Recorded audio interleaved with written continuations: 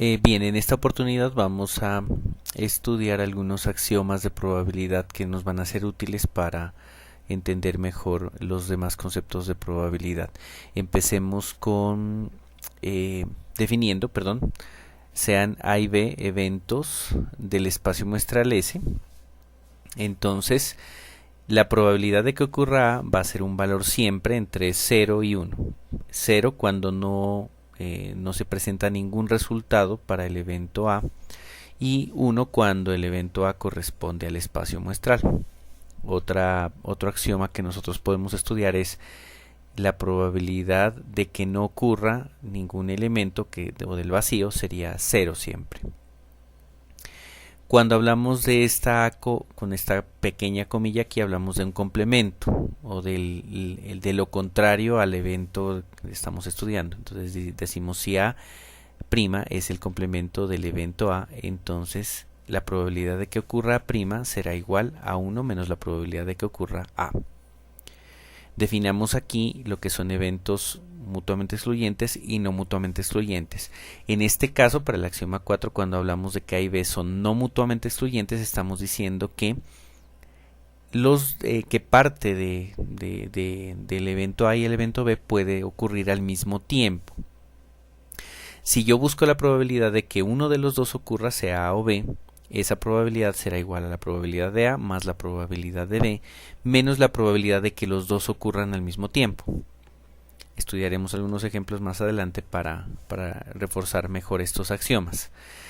El axioma 5, en este caso tenemos que A y B son eventos mutuamente excluyentes, es decir, no va a suceder lo mismo o no vamos a tener resultados similares para los dos. Entonces, cuando queremos saber que ocurra el evento A o el evento B, simplemente sumamos sus probabilidades. No hay una probabilidad de intersección porque no se presentan los dos al mismo tiempo. Y por último, la probabilidad de que ocurra todo el espacio muestral siempre será igual a 1 o al 100%. Hagamos algunos ejemplos para reforzar un poco este concepto. Sea el experimento aleatorio lanzar un dado y los resultados de ese experimento son los números del 1 al 6, determine el evento A extraer un número par, evento B extraer un número mayor a 4, evento C extraer un número impar, y las probabilidades serían en este caso probabilidad de A, es decir, probabilidad de extraer un par, probabilidad de B extraer un número mayor a 4, probabilidad de C extraer un número impar.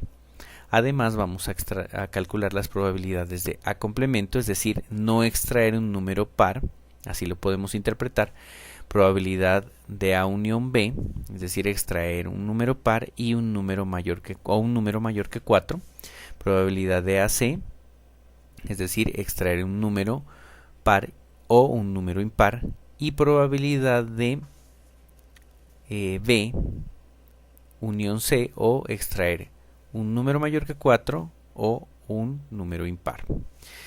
Definamos los eventos en base a las definiciones que nos entregaron acá, o encontremos los elementos de los eventos.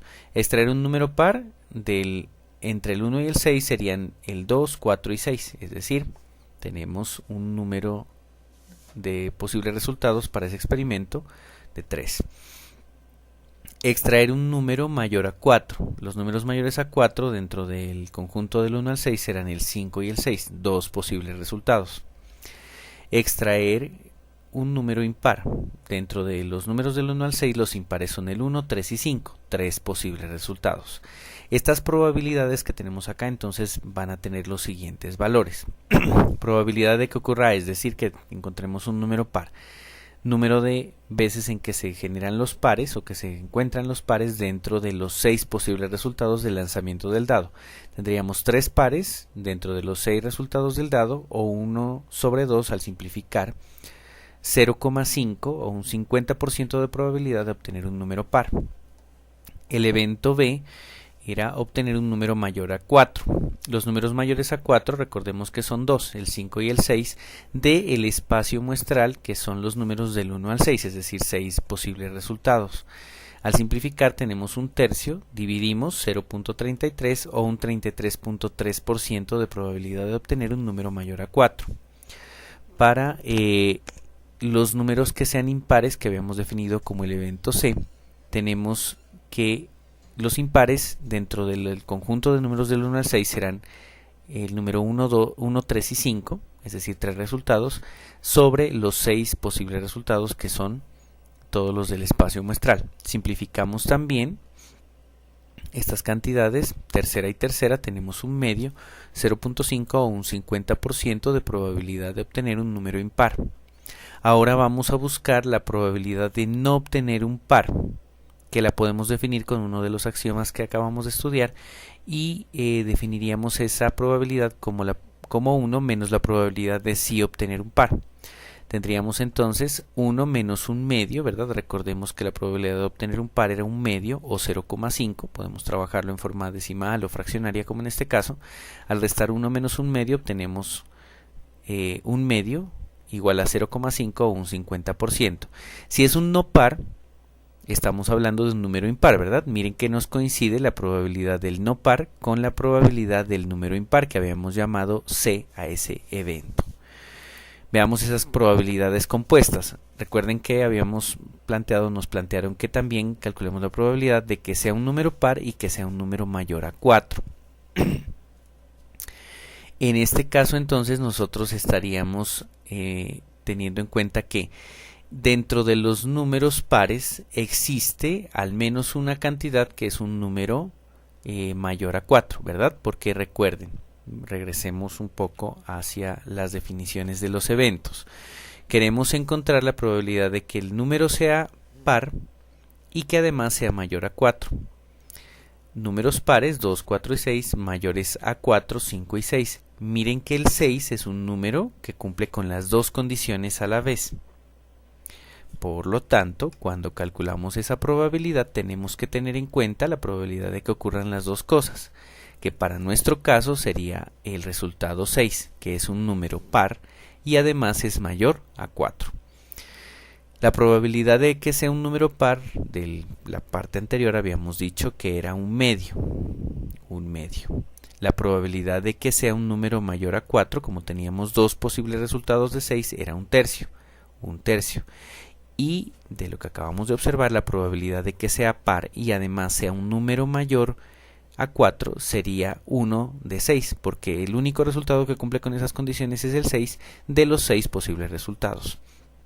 Al desarrollar la operación de las fracciones que tenemos acá, un medio más un tercio menos un sexto, nos da 2 tercios, que corresponde a un 0.667 o a un 66.7% de probabilidad de obtener un número que puede ser par o puede ser mayor que 4.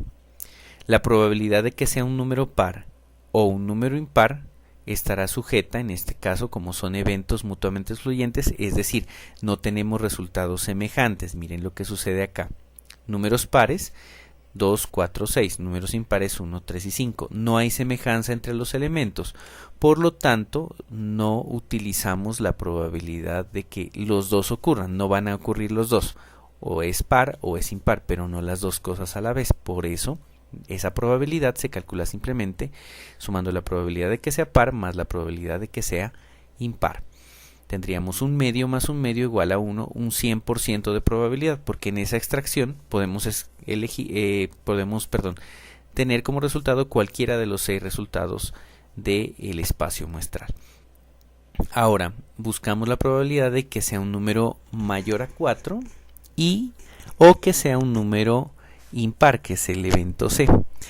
Probabilidad de que sea un número mayor a 4, recuerden, un tercio, porque teníamos dos posibles resultados de 6 y al simplificar obteníamos un tercio. Probabilidad de que sea impar es un medio y la probabilidad de que ocurran los dos, retornemos acá a los eventos, estamos buscando un número que sea mayor a 4 y que sea impar.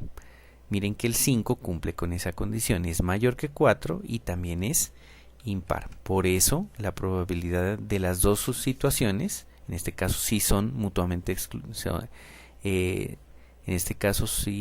no son mutuamente excluyentes, porque hay una probabilidad de que ocurran los dos, sería 1 de 6. Al realizar las operaciones que tenemos acá tendríamos 2/3, es decir, 0.667 o 66.7% de probabilidad de que ocurran, de que obtengamos un número mayor a 4 y a la vez impar. Hay otros tipos de eventos que vamos a estudiar, que son los eventos que tienen dependencia o que son dependientes e independientes estadísticamente. Vamos a decir, dos eventos serán considerados dependientes estadísticamente si para que cada uno ocurra, debe ocurrir primero el otro evento. En caso contrario, se denominan independientes. O sea, cuando hablamos de dependencia es que necesariamente tiene que pasar uno para que el otro ocurra. De lo contrario, hablamos de independencia estadística. Definamos dos eventos, A y B, dentro de ese espacio muestral. Si A y B son independientes, la probabilidad de que ocurran los dos eventos a la vez se define como probabilidad de A y B igual al producto de las probabilidades. Son independientes estadísticamente, es decir, puede pasar el uno o el otro y no afecta el resultado del uno al otro. Es a lo que hace referencia la independencia estadística.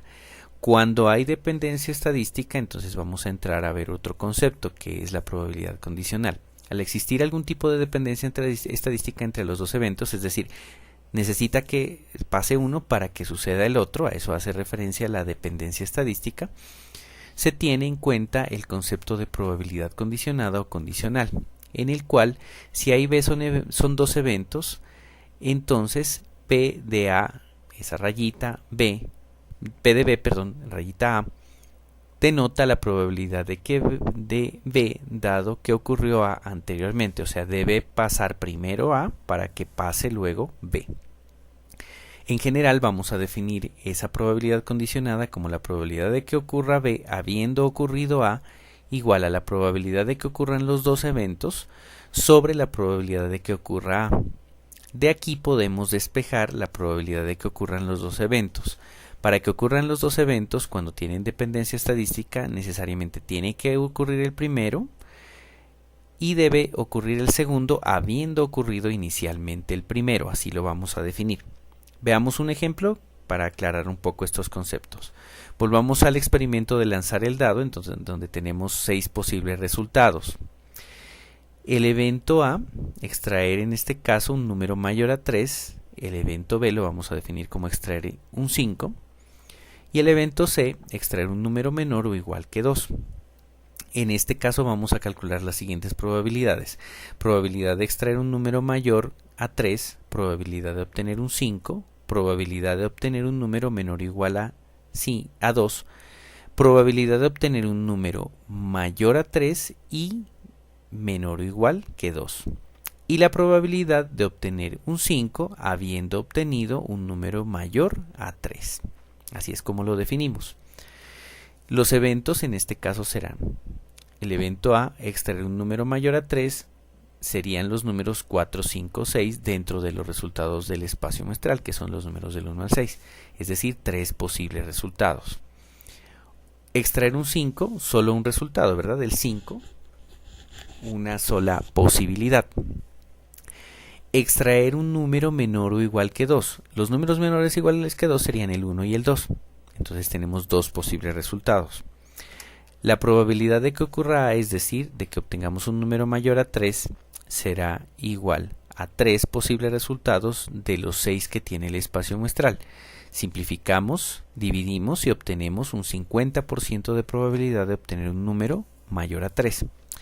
La probabilidad de obtener un 5 será un solo resultado de los 6 posibles resultados. Al dividir, ustedes obtienen 0.167 o 16.7% de probabilidad.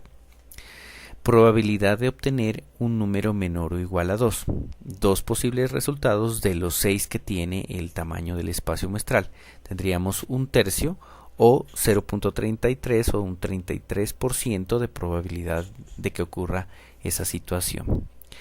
Cuando relacionamos la probabilidad de que se extraiga un número mayor a 3 y un número menor o igual a 2, hablamos de eventos que tienen independencia estadística.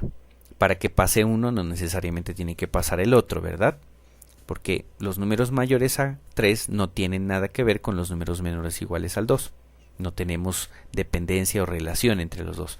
Por lo tanto, esa probabilidad será el producto de las probabilidades de extraer un número mayor a 3 por extraer un número menor o igual a 2, que para nuestro caso es un medio por un tercio o un sexto.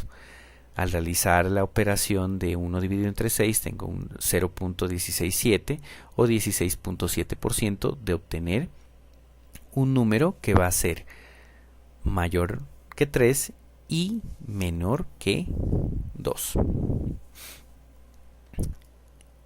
En el caso de que quiera obtener un número que sea 5, habiendo extraído un número mayor que 3, tendríamos las siguientes probabilidades. Probabilidad de que obtengamos el número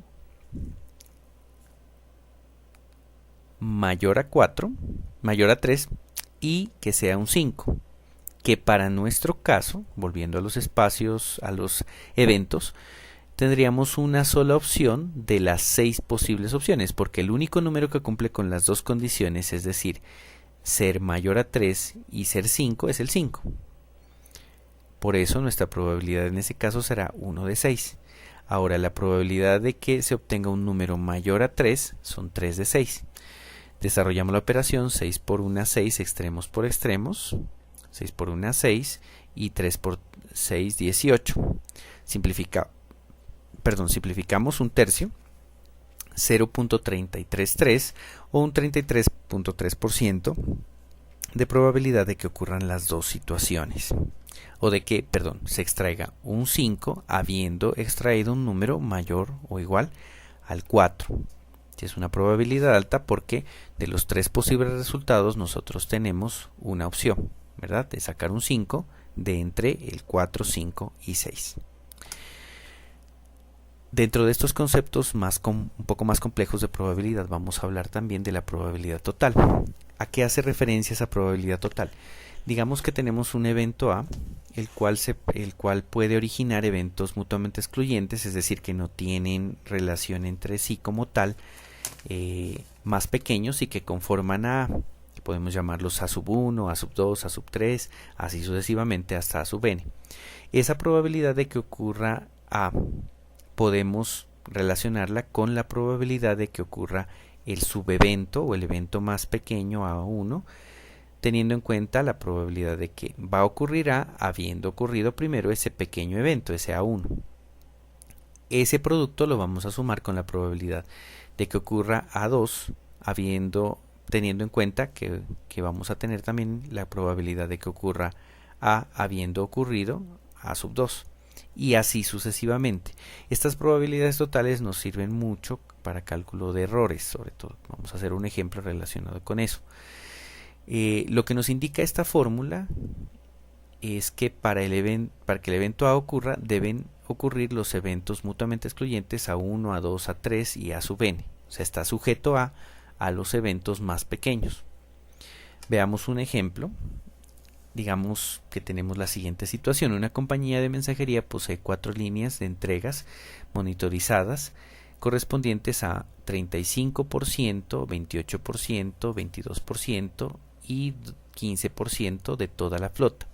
Se sabe que la probabilidad de errores de entregas en cada línea es de 2% para la línea 1, 1.5% para la línea 2, 1.3% para la línea 3 y 1.7% para la línea 4.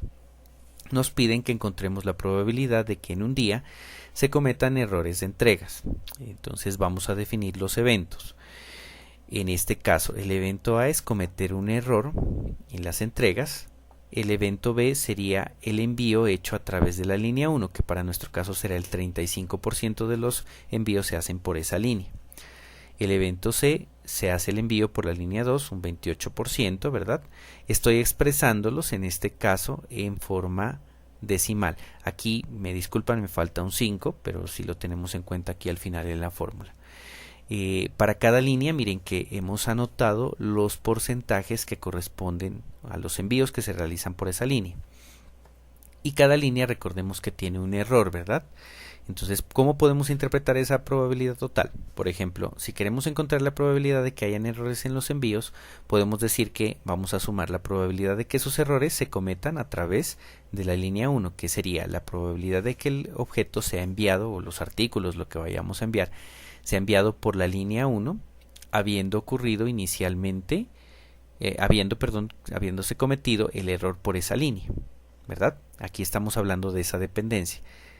Enviamos el elemento por la línea B y multiplicamos por la posibilidad de que se cometa el error habiendo sido hecho el envío por la línea 1. ¿Listo? Repetimos el proceso con cada una de las líneas, porque en cada una de ellas tenemos un porcentaje de envíos por esa línea y el porcentaje de error que se comete por esa línea.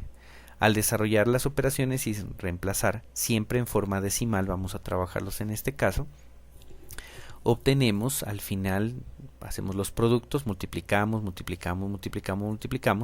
y sumamos los resultados de esas multiplicaciones. El resultado será 0.01661, es decir, 1.661% de probabilidad de cometer un error al enviar por esta empresa de mensajería o esta compañía de mensajería. Se tendría para los valores que nosotros estamos explorando acá.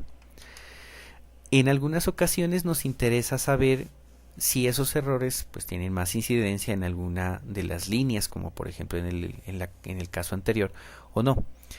Para eso utilizamos el teorema de Bayes, que es como una extensión de la probabilidad condicionada, pero ahora lo que estamos buscando es la probabilidad de que cualquiera de los eventos en los que subdividimos el evento A puedan ocurrir.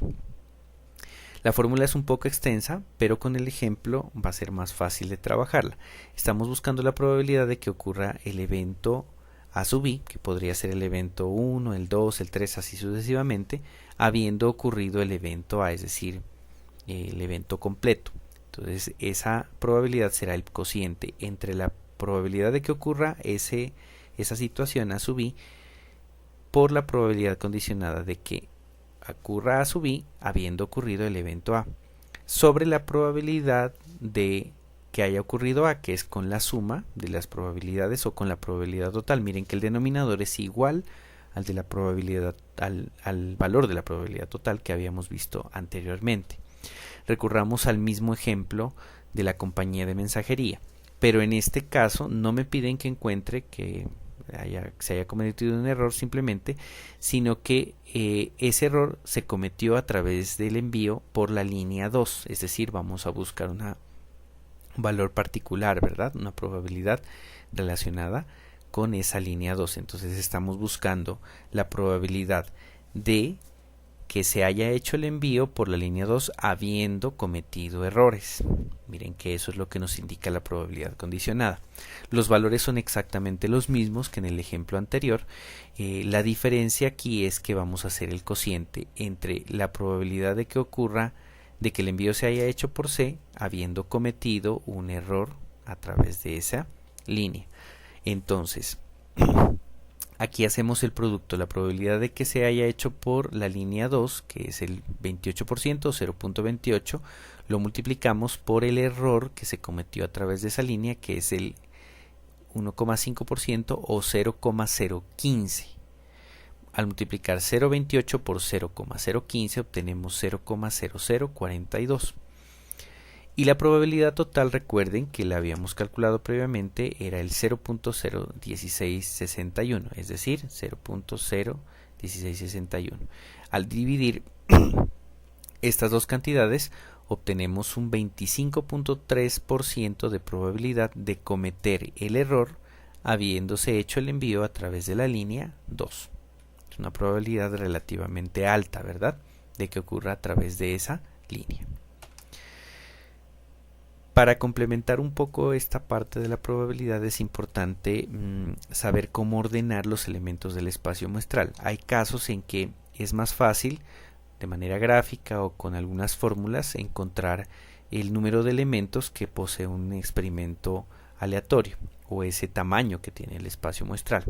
Una de las formas de hacer esa, digámoslo así, ese cálculo de los posibles resultados del experimento aleatorio es realizando la representación gráfica a través de un diagrama de árbol, que es una estructura como la que les presento yo aquí en el ejemplo, en donde tenemos los posibles resultados de mi experimento unidos a través de líneas y me forman como las ramas de un árbol, ¿verdad? Como un árbol acostado, podríamos decirlo así. Supongamos que tenemos la situación en donde queremos construir el diagrama de árbol del lanzamiento de dos monedas. Entonces miren que en este caso cada moneda me genera dos posibles resultados, que son cara o sello. En este caso lo representamos con el posible valor. Por ejemplo, el lanzamiento de la primera moneda me genera una cara o un sello. Uno de los dos resultados voy a obtener. Pero al lanzar la segunda moneda podríamos obtener de nuevo cara o sello, y ese resultado está relacionado directamente con el resultado de la primera moneda. Representamos siempre los diagramas de árbol utilizando esta estructura: unas líneas, los posibles resultados de la primera parte del experimento, los resultados de la segunda parte del experimento. Técnicas de conteo. También vamos a trabajar dentro de las técnicas de conteo las variaciones o permutaciones, también se les llama, que vienen a ser el número de maneras en que yo puedo ordenar los R elementos, es decir, parte de los elementos de un conjunto más grande con un tamaño n, y en donde el orden sí va a tener importancia. Es decir, si yo ordeno, por ejemplo, los números del 1 al 4, vamos a tener en cuenta que lo vamos a hacer en un cierto orden, es decir, el 4 va a ir en cierta posición, el 1 en cierta posición, ¿verdad? Entonces, si queremos saber de cuántas maneras puedo ordenar esos números, lo puedo hacer con las permutaciones o variaciones, si el orden tiene importancia en la forma en que lo voy a hacer. Las permutaciones o variaciones se definen como P de NR, N es el tamaño del conjunto que voy a ordenar, R los conjuntos o los tamaños pequeños de los elementos que voy a ordenar, es igual al n factorial sobre n menos r factorial. Esto es sin repetición, es decir, cuando yo no estoy trabajando, no estoy repitiendo los elementos. Si yo ordeno los números del 1 al 4, no voy a colocar todos unos o todos cuatros, no se permite repetición en esta fórmula. Si yo quiero hacer la repetición, porque puede pasar, entonces utilizo la fórmula n a la r, el número de elementos del conjunto elevado al subconjunto. Esto se presenta con repetición. Otra forma de hacer ese ordenamiento otras maneras en las que yo puedo formar grupos es de manera desordenada, es decir, donde el orden no importa.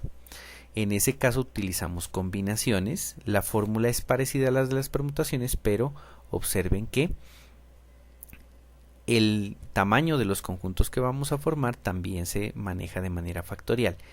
Recordemos que el factorial, por eso hay esta nota por acá, corresponde al producto del número por sus enteros anteriores, inmediatamente anteriores.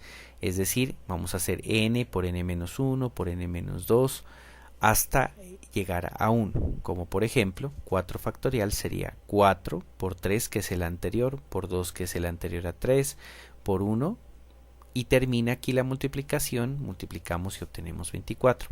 Dentro de los factoriales hay que tener en cuenta que 0 factorial es igual a 1. Desarrollemos un ejemplo. Digamos que me piden que encuentre de cuántas maneras pueden ordenarse los números del 1 al 5, sí. Primera situación, el orden es importante y se construyen grupos de dos números. Segunda situación, el orden no importa y se construyen grupos de tres números. Y tercera situación, el orden es importante y se permite la repetición al formar grupos de 4 cifras o de 4 números. La solución. En el primer caso, el orden es importante y se construyen grupos de dos números. Sería el uso de las permutaciones aquí o variaciones, porque el orden sí importa.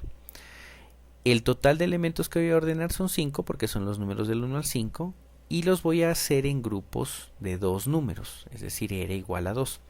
Reemplazamos en la fórmula p de 5,2, siempre n va primero, luego r, es 5 factorial sobre 5 menos 2 factorial, es decir, 5 factorial sobre 3 factorial. 5 factorial es 5 por 4 por 3 por 2 por 1. 3 factorial 3 por 2 por 1.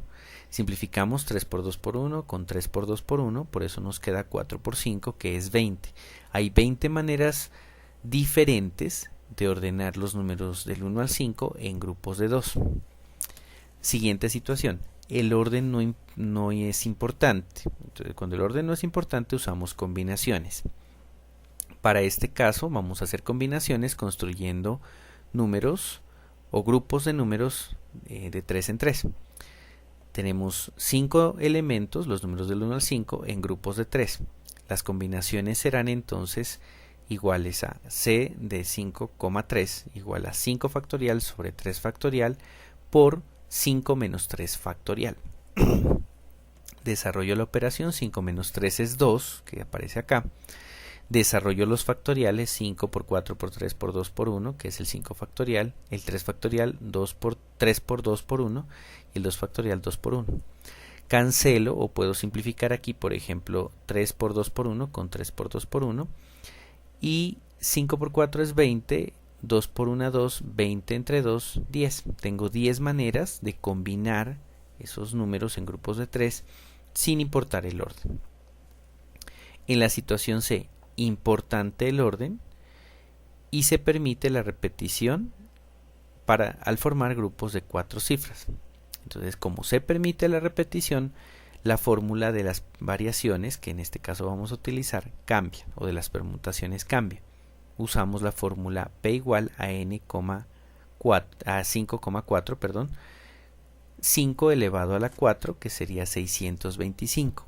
Ese sería el valor que nosotros obtenemos al hacer las las permutaciones de 5 elementos tomando de 4 en 4.